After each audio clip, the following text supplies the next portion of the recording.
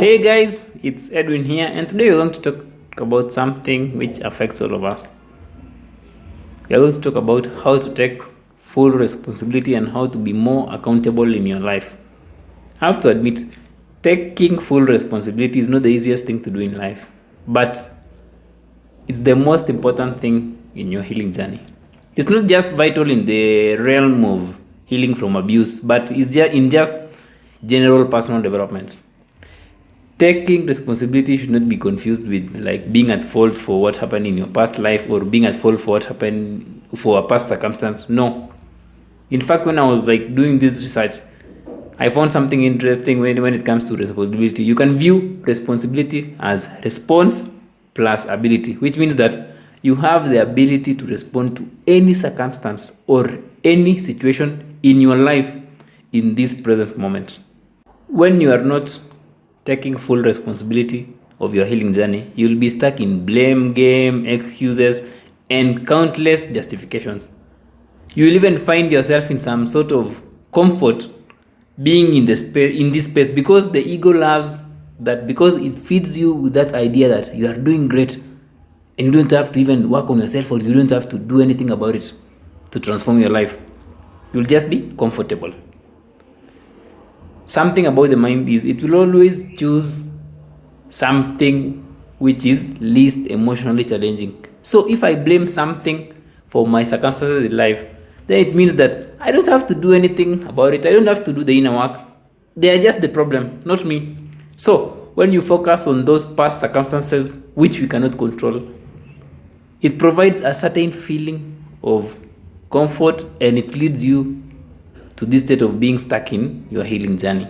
When you fail to take full responsibility of your life, you feel so powerless and you even get stuck in your own mind. So instead of doing something about it, you will spend most days with self-destructive overthinking. You will even be filled with constant thoughts like the world is a cruel place. Why can't everyone be just? Why can't everyone just be nice and good? It's all about wanting others to change their behaviors and perspectives and not us. Taking full responsibility then is giving me, like you, the power to move forward and forge that life you deserve. It's the most important aspect when it comes to personal growth. And it's more of seeing the opportunity to address those unhealed parts within you after leaving a narcissistic relationship. Doing the inner work is not the easiest thing to do, but who said that it has to be perfect? You can just take the small steps because it's all about progress and not perfection. It's all about progress and enjoying the transformational process. And I'm going to share with you 4 steps you can take that will help you take full responsibility when healing from abuse. The first step you have to take is you have to acknowledge to yourself that you are doing it for you. You take full responsibility when you acknowledge that it's your job to heal and you take the necessary steps and build that great life you deserve. You build it for yourself. You have to admit that yes, you are feeling pain, but only you can take the necessary steps to deal with those negative emotions. Not your family, not your toxic ex, not other survivors of abuse. Just you can take those steps. You have to accept that you have the power to take those next steps even when you don't know how to do it. You not knowing what to do should not be an excuse for not doing the work. You might not know presently, but acknowledging is all about giving yourself power and seeing that actually, even if I don't know about it, I can at least find ways to go around this. This responsibility comes with just being committed to healing and supporting yourself in your healing journey. This means having the willingness to explore our unhealed parts or to seek help if we have to.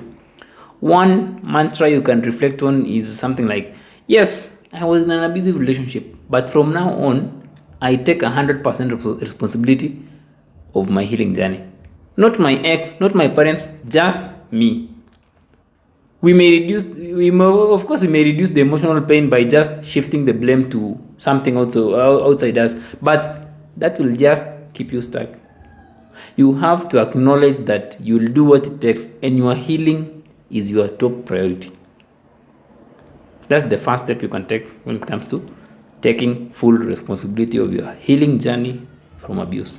The second step you have to take is to set clear intentions for your healing journey. When we don't have clear intentions, we'll feel stuck and we might even end up veering off the path and engaging in pointless activities which do not necessarily help us in our healing journey. When you don't know what to do, you might end up engaging in activities which do not really promote your personal growth. What's your intention for your healing journey?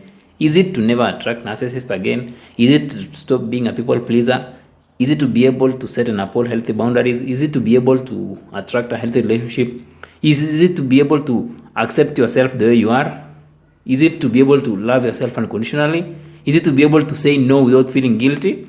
Is it to be able to heal your unresolved trauma? Or is your intention learning about narcissism? Or is it jumping into another relationship? Or is it distracting yourself? Or keeping yourself busy? Or is it hating on your toxic ex? Or is it keeping tabs on your narcissistic ex? Or is it doing nothing at all? So, when you have clear intentions, you can clearly see where you want to be. And for this to be really helpful, you may take some time and journal about it, not just thinking about it in your head, no, and leaving them in your head. It's more of knowing what healing will look like for you. And then you now look at what steps you can take to bring those intentions to reality. You see, when you have no clue of your healing journey, you'll spend countless days doing nothing about it, or you may even find yourself doing things that keep you stuck instead of progressing. So when you have clear intentions, at least you have a path to follow. Even when you don't necessarily know what healing would look like for you, you can do a bit of reading and understand what healing looks like and use that as your intention. The third step is to focus on your present actions. Once you've set your intentions clear, you've got to look at your present actions and ask yourself this: are they in alignment with your intentions? You can ask yourself questions like, if I keep doing what I'm doing presently, will it take me to where I want to be? Or what actions should I introduce in my daily life to help me with my healing? Is it seeking help? Is it therapy? Is it self-reflection? Is it mindfulness? Focusing on your present actions is also about focusing on the things which are within your scope of control in your healing journey, like your self-care, routine, seeking help. In fact, when you focus on what you can control in your healing journey, you'll be more positive and hopeful because you will see that it can be done, or you will see the things that cannot be done. And when you focus on things which you can control, like what they did to you or how they moved on so fast, you will feel so powerless because there's nothing you can do about it. You cannot do anything about what your narcissistic ex chooses to do with their life, but you can do something about your life that will keep you away from them for good. It's more of looking at the actions you can take to make yourself better and sticking to them instead of the actions that will bear no fruits in your healing journey. When it comes to taking action, you also have to give your all. Not just doing it today and then tomorrow you stop because it's so hard or because it's so emotionally challenging. No, you just do it. You pour all your energy, time, dedication, resources to actually realize those intentions. Even when you feel like no one is supporting you, you are doing it for you. It's just about knowing that if you do nothing, you'll remain in that sad state of life. So you have to just put in the work. I've seen some other people who've tried therapy 2-3 times and then they feel that they're not making progress, so they just stop it completely. No, you still have to keep looking and keep working on it. The last step is you have to be totally honest with yourself in your healing journey. One of the hardest things to do in life is not even other people being honest to us. It's us being deeply honest with ourselves. It takes huge emotional labor to just look at yourself and be truthful and sincere to oneself. You don't have to tell anyone. No one is watching. You just accept your weaknesses, flaws, and what you are capable of doing in the present moment. It's about looking at yourself without any blinders or rationalizations